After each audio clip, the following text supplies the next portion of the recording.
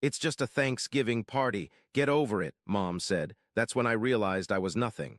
"Goodbye, Mom." I blocked her number. 2 weeks after, they changed tactics.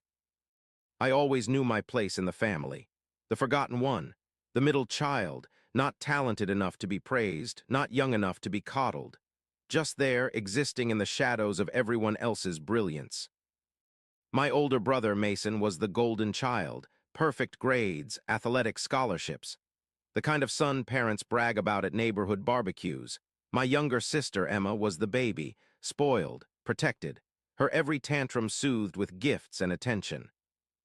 And then there was me, Noah, the one they only seemed to remember when they needed something. For years, I told myself I was imagining it, that the knot in my stomach every time they forgot my achievements was just insecurity, that the ache in my chest when they canceled our plans was just misplaced disappointment. Those families have their ups and downs, and eventually they'd see me. I was wrong. The truth hit me on Thanksgiving Day. A truth so raw and undeniable that it shattered the carefully constructed lies I'd been telling myself for 28 years. My phone buzzed that morning with a text from my mother. The screen illuminated with her message. "Noah, honey, we're canceling Thanksgiving dinner this year. Money's tight and we just can't manage it. We'll do something small next month to make up for it. Love you." I stared at those words, a hollow feeling spreading through my chest. Money's tight. The same excuse I'd heard countless times before.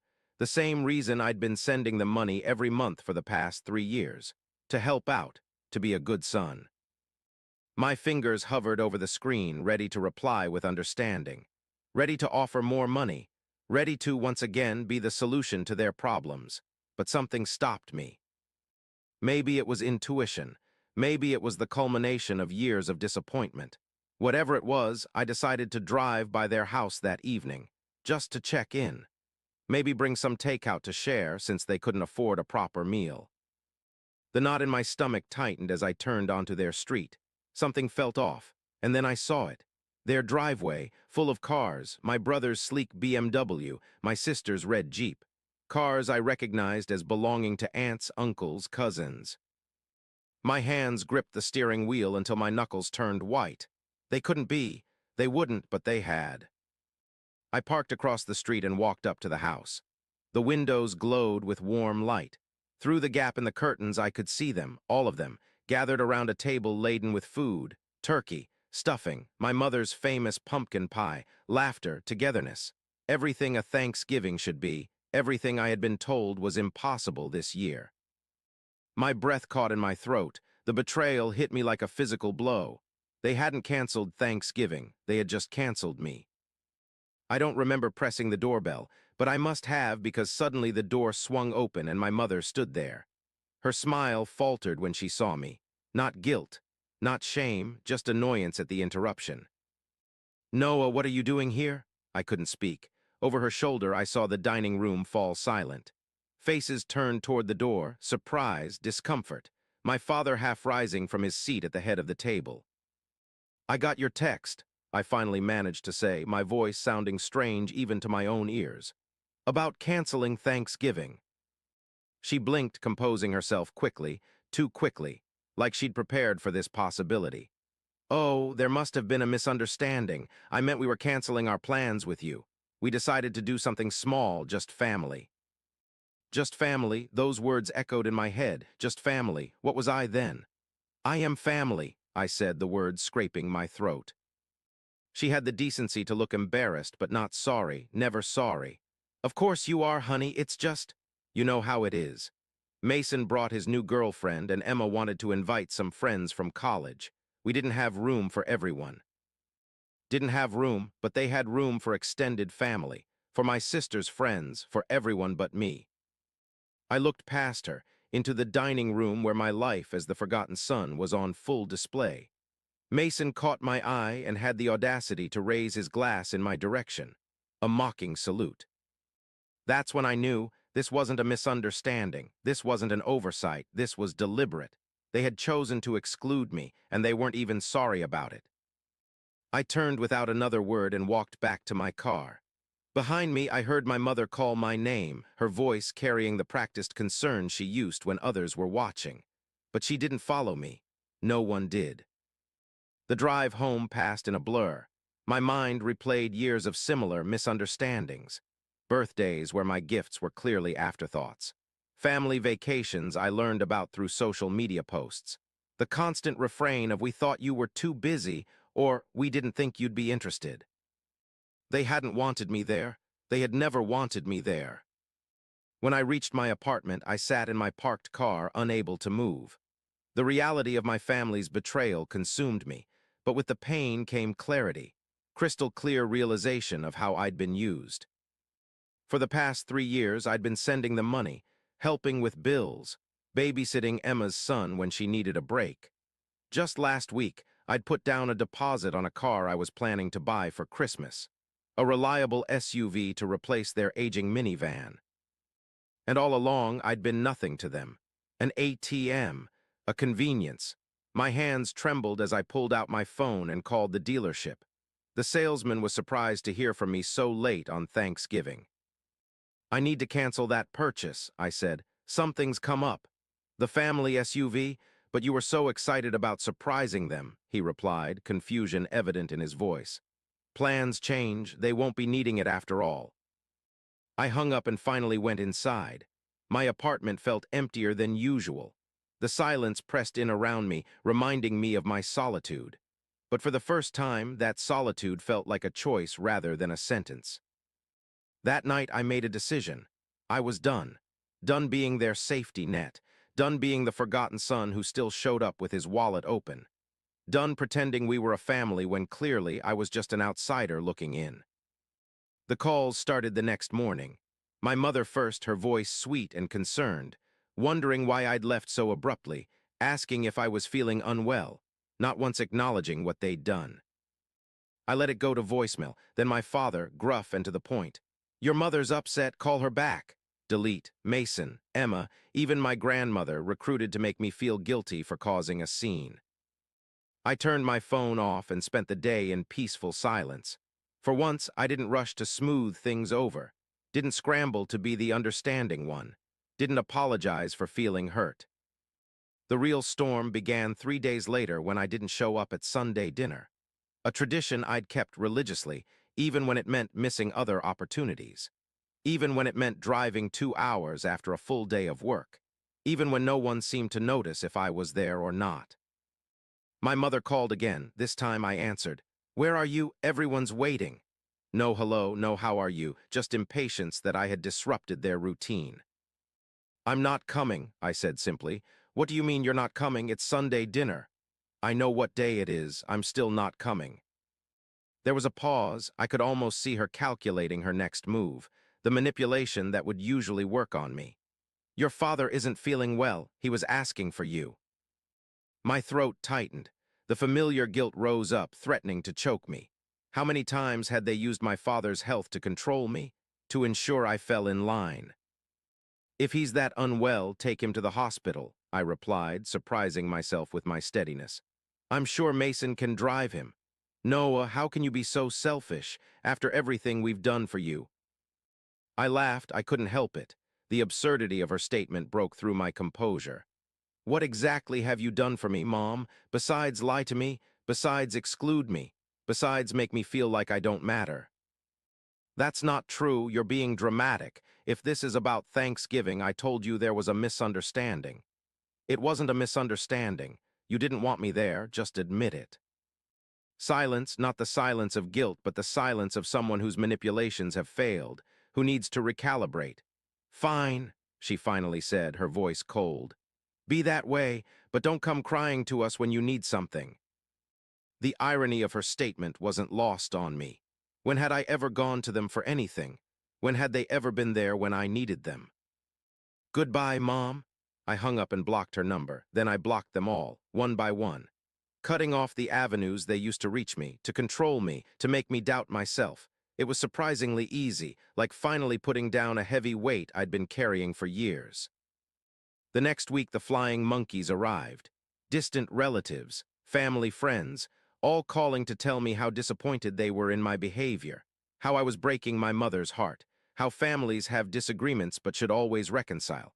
I listened politely and then blocked them too. 2 weeks after Thanksgiving, they changed tactics. Instead of group calls and angry voicemails, they began reaching out individually. Strategic and calculated, each playing their assigned role in trying to reel me back in. My father was first. A text, brief and authoritarian, "Call me." When I didn't respond, he showed up at my apartment. I watched through the peephole as he pounded on my door, his face contorted with a mixture of anger and disbelief that I would dare defy him. "Noah, I know you're in there. Open this door right now." I stood silently on the other side, heart hammering in my chest. The old Noah would have opened that door, would have apologized for things that weren't his fault. But that Noah was gone. After 15 minutes, he left. A note slipped under my door. "Your behavior is unacceptable. Your mother is heartbroken. This isn't how we raised you." I crumpled it up and threw it away. The next day, Mason called from a number I hadn't blocked. I answered, not recognizing it. "Bro, you need to get over yourself," he said without preamble. "So you missed one dinner, big deal, mom's a wreck and dad's on the warpath. And you care because?" I asked, my voice steadier than I felt. He laughed, that condescending sound I'd grown to hate. "Look, we all know you're just doing this for attention. Mission accomplished. Now stop being a drama queen and apologize to mom and dad." "Is that what you think this is about? Attention? What else? You've always been oversensitive. Remember when you threw a fit because I got a car for graduation and you didn't?" My throat tightened. "I didn't get anything for graduation, not even a card." "See, oversensitive," he said as if he'd proven his point. "Just grow up and come to Sunday dinner. This family doesn't function when someone's rocking the boat." "Maybe it's time someone did," I replied and hung up. Emma was next, her approach softer but no less manipulative. She showed up at my workplace during lunch, her son in tow, using the child as a shield, knowing I wouldn't cause a scene in front of him. "Uncle Noah," he cried, running to hug me. Despite everything, I hugged him back. None of this was his fault. Emma's eyes were calculating as she watched our interaction. "He misses you," she said. "We all do." "Do you?" I asked, honest curiosity in my voice. "Or do you miss what I did for you?" Her expression hardened slightly. "That's not fair, we're family." "Family," I repeated, the word hollow on my tongue. "That word seems to mean something different to me than it does to the rest of you." "Noah, you're being ridiculous. So you weren't invited to one dinner. Get over it." I knelt down to my nephew's level. "I have to go back to work now, buddy. It was good to see you." As I walked away, Emma called after me. "Mom needs help with the mortgage this month, and I was hoping you could watch him this weekend. I have plans." I didn't turn around, didn't answer. Her true motives revealed in those 2 sentences more clearly than any explanation I could have given. My grandmother's approach was the most insidious. She sent a package to my apartment. Inside, childhood photos, a handmade card I'd given her when I was 6, a small toy soldier that had been my favorite. Attached was a note in her shaky handwriting. "Family is all we have in the end. Don't throw yours away over pride." Pride. As if standing up for myself after years of neglect was nothing more than wounded ego. As if wanting to be treated with basic decency was asking too much. I put the photos away but kept the toy soldier, a reminder of the little boy who had tried so hard to be loved. The final assault came from my mother. She left increasingly desperate voicemails on my work phone, the only number she could still reach. "Noah, please call me back. I don't understand why you're doing this to us. Your father's blood pressure is through the roof because of your behavior. If something happens to him, I hope you can live with yourself. Why are you punishing us? What did we ever do except love you?" Each message twisted the knife deeper, revealing just how incapable they were of seeing their own actions, of acknowledging the hurt they had caused. In their narrative, I was the villain, the ungrateful son, the troublemaker. The last message she left was the most telling. Her voice was cold, the pretense of maternal concern dropped entirely. "Fine, be that way, but don't come crying to us when you realize what you've thrown away. Mason's been offered a partnership at his firm, and Emma's pregnant again. Life goes on, with or without you. We're still a family, even if you choose not to be part of it." A threat disguised as information. See what you're missing. See how we're just fine without you? But all I heard was confirmation. Confirmation that I had made the right choice. That walking away wasn't just an option. It was the only option if I ever wanted to heal. So I deleted the message, and all the ones that came before it, one by one, erasing their voices from my life, just as they had erased me from theirs long ago. And I left, walked out of that house and back to my car, a strange lightness in my steps. Behind me, I could hear my mother crying, my father shouting, the familiar soundtrack of guilt and manipulation. But for once, it didn't pull me back. That was 6 months ago. In that time, not one of them has apologized. Not one has acknowledged what they did or tried to make amends. Instead, they've painted me as the villain in their story. The ungrateful son who abandoned his family over a simple misunderstanding. I know this because mutual friends still tell me things. How my parents play the victims. How Mason and Emma spread rumors about my mental health issues. How they've rewritten history to absolve themselves of any wrongdoing. But I don't care anymore. I'm free. Free from the constant disappointment. Free from the one-sided giving. Free from the gnawing hope that someday, somehow, they might actually see me. I've redirected the money I used to give them toward my future. Started therapy to untangle the knots of guilt and obligation they tied in me. Built deeper connections with friends who actually value me for who I am, not what I can provide. Sometimes, in quiet moments, I still feel the ache of what could have been. The family I deserved but never had. The love that should have been unconditional but always came with strings attached. But then I remember Thanksgiving Day. Standing outside in the cold, looking in at a family gathering I'd been deliberately excluded from. And I remember that I didn't lose anything when I walked away. You can't lose what you never really had.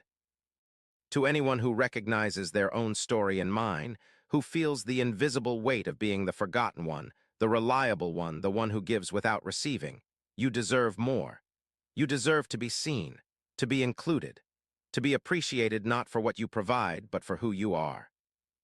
And sometimes, walking away isn't giving up.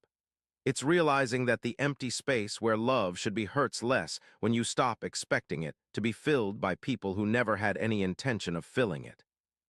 I've learned that true family isn't always bound by blood.